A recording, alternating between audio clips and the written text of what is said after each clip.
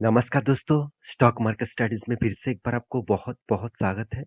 तो आज यहाँ पे मैं बात करूँगा एक बैंक के बारे में, एक प्राइवेट बैंक के बारे में, जो देखा जाए तो फिलहाल कुछ ही सालों पहले ही मार्केट में लिस्टिंग हुआ है।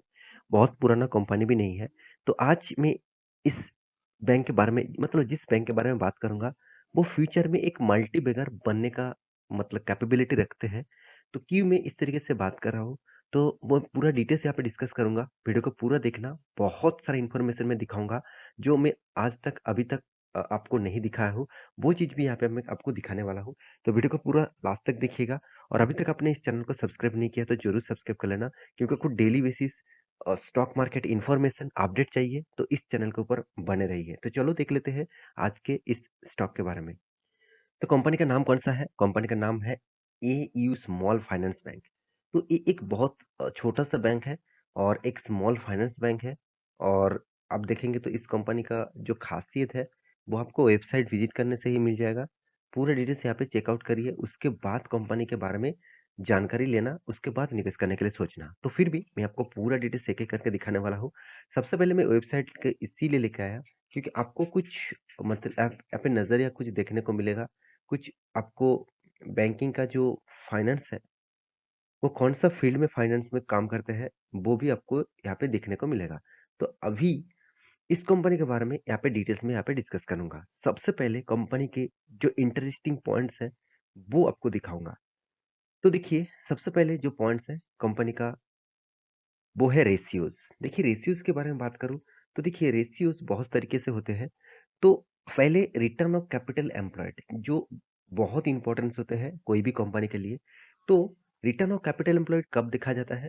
जब कोई भी कंपनी का कर्जा ज़्यादा हो, मतलब कंपनी का इनकम से कर्जा अगर ज़्यादा हो, तो रिटर्न ऑफ इक्विटी के ना देखने से मतलब ना देखकर रिटर्न ऑफ कैपिटल एम्प्लॉयड देखा जाता है। तो यहाँ पे आप देख सकते हैं रिटर्न ऑफ कैपिटल एम्प्लॉयड जो है वो 2.74% तो कोई ज़्यादा नहीं है, उस उतना खास भी नहीं है। तो फिर भी मैं यहाँ पे एक बार आपको दिखा भी देता हूँ कि रिटर्न ऑफ कैपिटल एम्प्लॉयड का जो परसेंटेज वहाँ पे दिया गया है वो एक एक एवरेज का दिया गया है। तो मतलब 1 साल का दिया गया है। यहाँ पे एवरेजली देखा जाए तो 7.19 है और इसका टोटल रिटर्न ऑफ इक्विटी कितना है 16.6 है। तो कंपनी छोटा है क्यों मैं बताया? क्योंकि 41,000 करोड़ का है। तो 41,000 का करोड़ का कंपनी जब फ्यूचर में ग्रोथ ऑफ पोटेंशियल लेकर बड़ा होगा तो और भी मतलब बहुत बड़ा हो सकते हैं और मल्टीबैगर रिटर्न भी दे सकते हैं।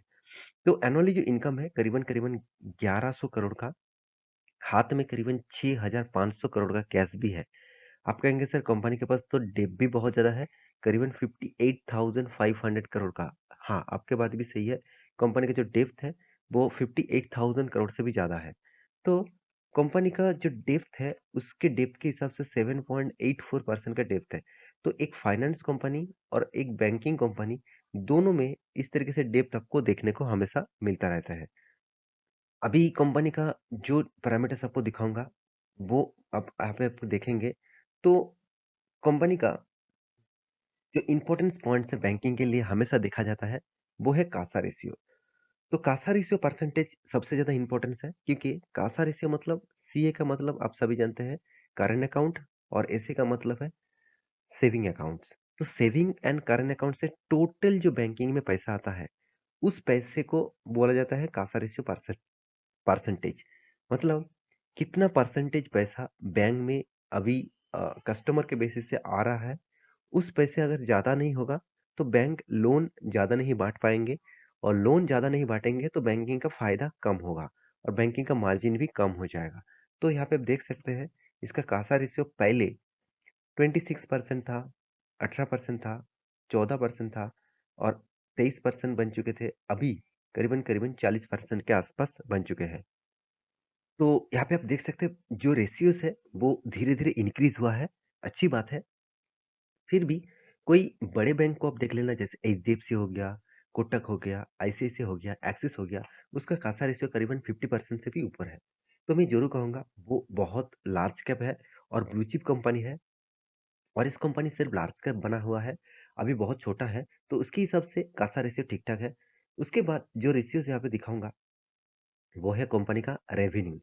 तो कंपनी का रेवेन्यूज़ देखिए हर साल में मतलब ज़बरदस्त इंक्रीज़ हो रहा है।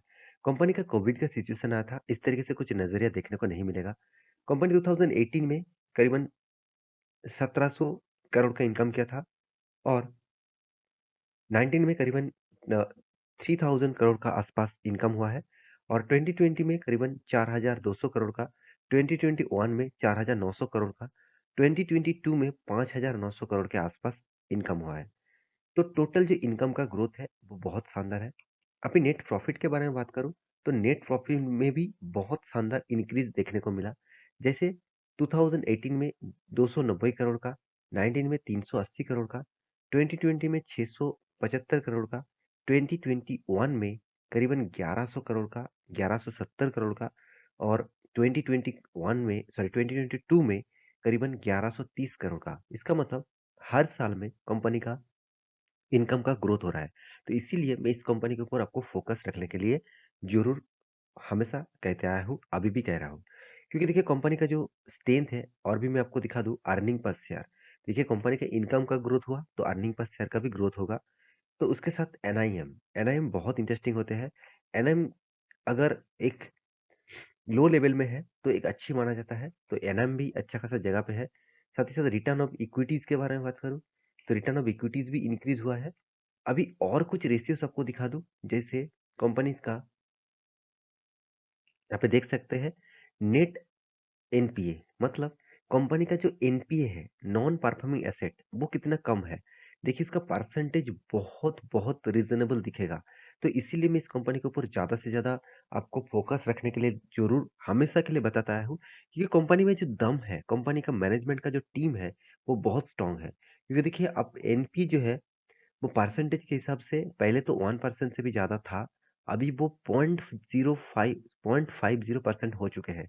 तो बहुत कम है। लार्ज कैप ब्लू चिप जैसे कंपनी एचडीएफसी कोटक उसकी जैसे ही कंपनी यहाँ पे फिगरेशन आउट कर चुके हैं।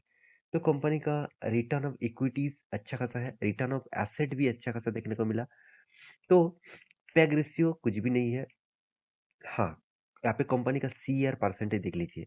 मतलब कैपिटल एडुकेसी रेशियो जो है वो बहुत बहुत स्ट्रांग है, क्योंकि 20% 21% कैपिटल एडुकेसी रेशियो मतलब बैंकिंग के हाथ में जबरदस्त पैसे है। उस पैसे को वो कहा किसी भी जगह पे यूज कर सकते हैं। क्योंकि देखिए आरबीआई के रूल्स के हिसाब से 9% के ऊपर आपका सीएआर परसेंटेज होना चाहिए। यहाँ पे कितना 21% के आसपास है। कॉस्ट ऑफ लाइबिलिटीज के बारे में बात करूँ तो कॉस्ट ऑफ लायबिलिटीज आप देखेंगे 4.59%। तो यहाँ पे कॉस्ट ऑफ लायबिलिटी भी जबरदस्त देखने को मिला, बहुत शानदार देखने को मिला। और एक चीज मैं और आपको दिखाना चाहूंगा, वो है कैश फ्लो। देखिए कैश फ्लो पहले नेगेटिव में था, पहले कंपनी कंटिन्यूअसली नेगेटिव में कैश फ्लो देखने को मिला था। उसके बाद जब मैनेजमेंट टीम का चेंजिंग हुआ, उसके बाद देखिए लगातार कंपनी ने शानदार यहाँ पे कैश फ्लो को मेंटेन किया।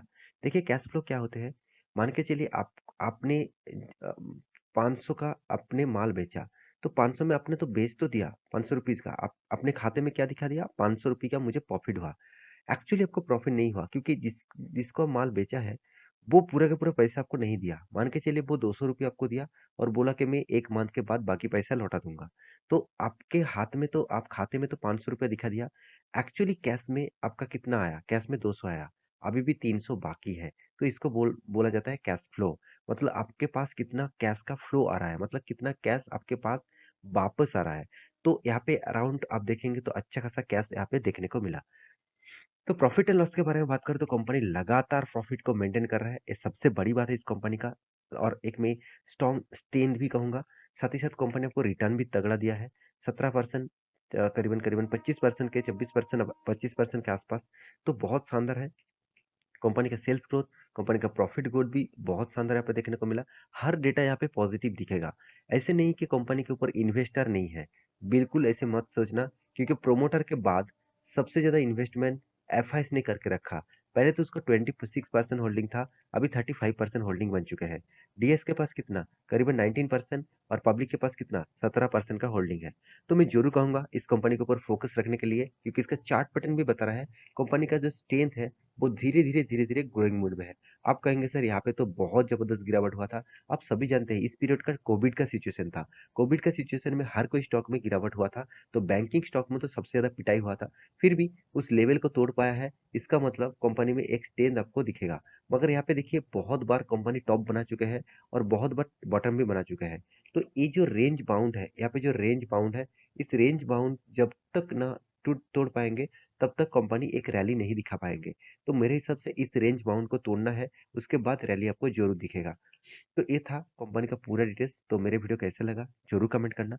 इसी तरीके से वीडियो आप चाहते हैं तो मुझे कमेंट करिएगा कौन-सा टॉपिक के ऊपर, कौन-सा स्टॉक के ऊपर वीडियो चाहते हैं। तो मिलते हैं नेक्स्ट नया स्टॉक लेके, तब तक के लिए अच्छे से रहिए, अपने ख्याल रखिए। Bye bye.